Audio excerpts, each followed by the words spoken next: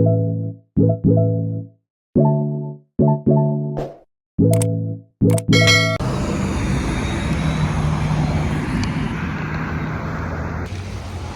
Bonsai, again. Welcome back to my channel. So today I'm taking you to one of my favorite place. This is a grocery store pero merong Starbucks. And kahit malamig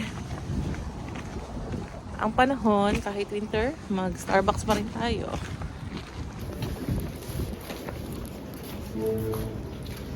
Joshua, number 6, please. Joshua, number 6. Thank you. So guys, nagugutom ako. Galing ako ng mall. Pero ang dami kasing tao kasi Black Friday today. And now I'm checking if I can buy something for me, for myself. And then I'll go to Starbucks. May small Starbucks here. So this is Safeway. And as you can see, madaming options. May mga to-go na food. Madaming cheese, crackers. Tapos, meron din mga ganito. Hummus or alam ko kung paano ba to. Paano ba basahin yan? Hummus. So, may mga dip. Mga dip yan. Ayun. Ang sarap daw nito. I tried one time pero okay na. Pero ito yung favorite ko. Sarap nito. Especially pag meron kang crackers. Super sarap. But I'm not gonna buy today kasi mag-snacks lang ako dito sa Safeway kasi it's almost like 2 p.m. and hindi ako nag-lunch kanina kasi I went to the mall. But I'll show you. Blurry yung likod. Linear ko yung likod. And they have this one sushi. Pero hindi ako bibili kasi ang mahal. Pero silang parang chorizo. Ayan. Mga pop. Dito pala sa Canada, hindi mo sasabihin na pop. May sumigaw. Hindi mo sasabihin pop or soft drink. Hindi mo pala sasabihin na soft drink. So sasabihin mo, oh, can I buy a pop? Or soda? Hindi masyadong soda. Pop yung usual na sinasabi nila. Or, yun. Yung pinapronounce nila. Ewan ko. Ano ba yan? So, meron din pala sa dito if you're vegetarian. Of course, hindi yan. Ito. Mga to go. Per pounds yan. $2.99. Pero, mahal siya. Ayoko. And then, meron din sila dito. Mga sandwich. Which is not bad.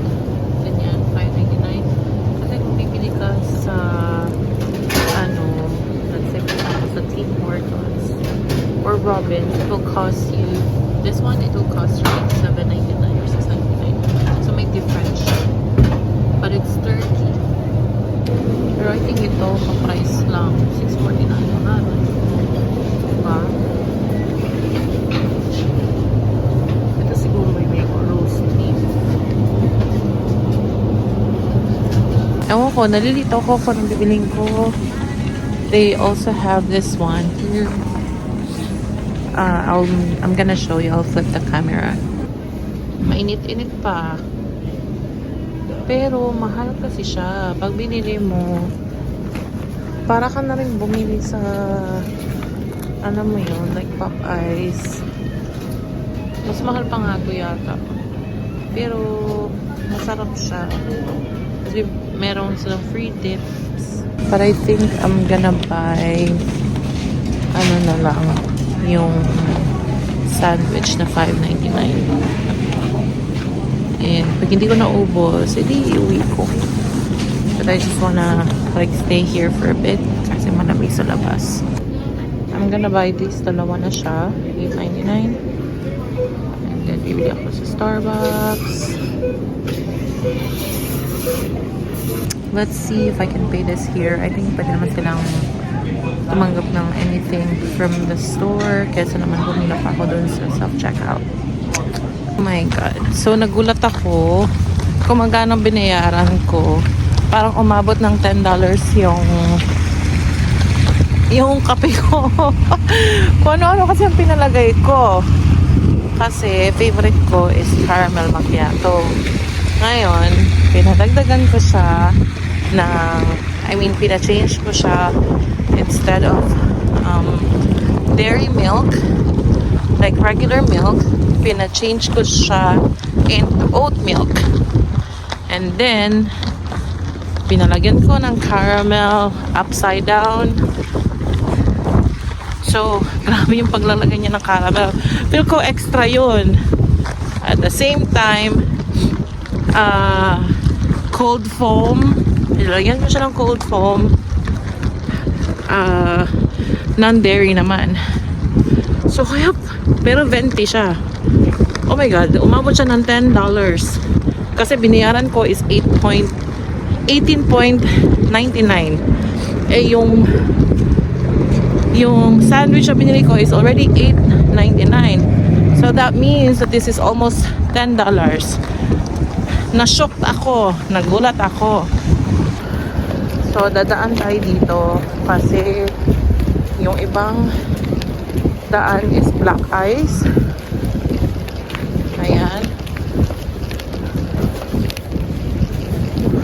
Lamig. Whew. McDonald's. Sarap mag-McDo pero mahal din si McDonald's. Anyway guys, magbabay na ako kasi 4% na lang yung phone ko. Yung battery ko 4%. Tapos medyo malayo pa yung lalakarin ko. Mga 7 minutes siguro na lakad. But just to let you know na black ice yung dadaanan ko. Kaya medyo hinay-hinay tayo maglakad kasi delikado.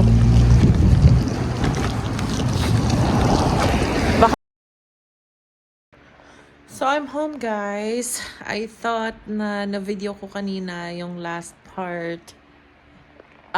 Anyway, yun na. That's the end of my video. Super short video just to show you winter in Canada. Hindi pa siya super harsh. Kasi ano pa siya, parang start pa siya ng winter. So earlier, while I'm taking a video, it's like I only have 10% na lang sa battery life ng cellphone ko or sa battery life ng phone ko kasi I'm using my phone. And then ang nangyari kasi dito sa Canada, if it's winter, you have to make sure na pag lumabas ka ng bahay nyo or ng apartment mo, make sure na meron kang dalang charger and or power bank. O kaya dapat fully charge yung phone mo, like 100%. Kasi minsan if it's more than -15 or -15 ang temperature outside, ang weather outside, malamang madedrain yung phone mo, like totally ma-off yung phone mo sa sobrang lamig.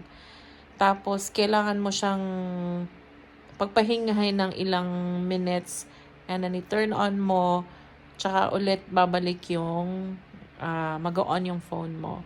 So, yun lang. This is just a short video for everyone who's watching. So, anyway, yun lang. Thank you for watching. Have a good day. Bye-bye.